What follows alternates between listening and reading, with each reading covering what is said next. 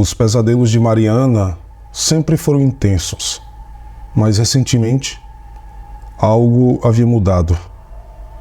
O que antes eram imagens desconexas de medo e ansiedade, agora se transformara em algo muito mais vívido, algo que não desaparecia ao acordar. Cada noite ela sonhava com o mesmo lugar, um corredor estreito e sem fim, com paredes de pedra úmidas e luzes fracas que piscavam, lançando sombras que pareciam ter vida própria. No começo ela acreditava que era apenas sua mente brincando com seus medos.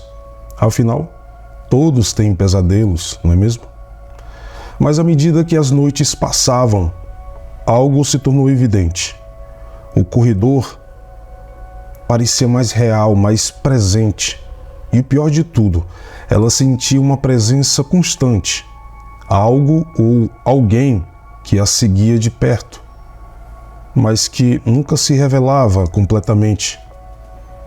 Ela ouvia passos atrás de si, ecoando no silêncio, mas por mais que tentasse correr, nunca conseguia escapar. Certa noite, o pesadelo tomou uma forma diferente. Ela acordou suando, com a sensação de que ainda estava presa no sonho. O relógio ao lado de sua cama marcava 3 da manhã. O quarto estava envolto em uma escuridão densa, e o silêncio era tão absoluto que o simples som de sua respiração parecia alto demais. Foi então que percebeu. O corredor do pesadelo havia se manifestado de alguma forma na realidade.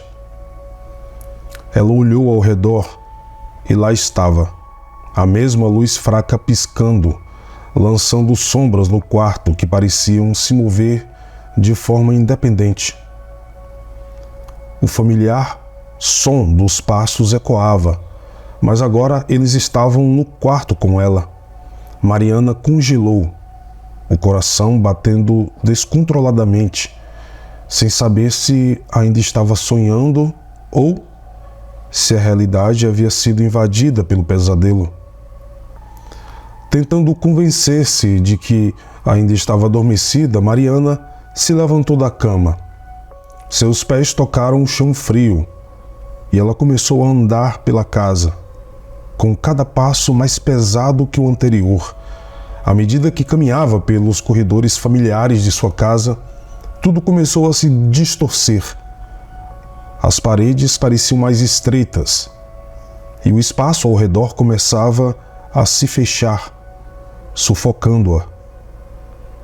Ela se viu de volta ao corredor do pesadelo, mas desta vez estava acordada, ou pelo menos assim acreditava.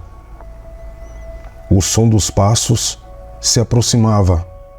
Eram mais rápidos agora, mais fortes, como se algo estivesse correndo para alcançá-la. Mariana começou a correr, mas suas pernas pesavam como chumbo. Ela olhou para trás e pela primeira vez viu uma sombra esguia e distorcida, se arrastando pelas paredes, como se estivesse grudada nelas. Não tinha rosto, apenas uma forma que parecia se alimentar da escuridão ao redor. Ela correu com todas as forças, mas a sombra estava sempre próxima, cada vez mais rápida, cada vez mais real. A sensação de desespero e impotência crescia dentro dela, como se estivesse presa em um ciclo interminável. O corredor parecia se estender para sempre, sem portas, sem saída. E então, num momento de desespero total, Mariana parou. Ela estava cansada de fugir. Virou-se para encarar a sombra que a perseguia, o medo fervendo em suas veias. A forma disforme se aproximou e quando estava a poucos centímetros dela, a escuridão a envolveu por completo. Mariana sentiu um frio absoluto tomar conta de seu corpo. Uma sensação de ser sugada para dentro de um abismo sem fim. De repente, ela acordou sentada em sua cama, o suor frio escorrendo pelo rosto. O relógio ainda marcava 3 da manhã. O quarto estava silencioso, mas a sensação de estar sendo observada não havia desaparecido. Mariana olhou em volta, ofegante, mas tudo parecia normal. A única coisa que não fazia sentido era o leve som de passos que ainda ecoavam em seus ouvidos. A partir daquela noite, os pesadelos não pararam. Eles se intensificaram. Sempre o mesmo corredor, sempre a mesma sombra. Mas o que aterrorizava agora não era o que acontecia no sonho, mas o que acontecia quando ela acordava. Porque, mesmo após abrir os olhos, o pesadelo nunca parecia realmente terminar. O corredor sempre estava lá, à espreita em algum canto de sua mente, e a sombra, aquela presença que nunca revelava seu rosto, estava cada vez mais perto. Mariana sabia que aquilo não era apenas um sonho. O pesadelo havia ultrapassado a barreira entre o sono e a vigília, e cada noite trazia a mesma pergunta: quanto tempo ela conseguiria fugir antes que a sombra finalmente a alcançasse?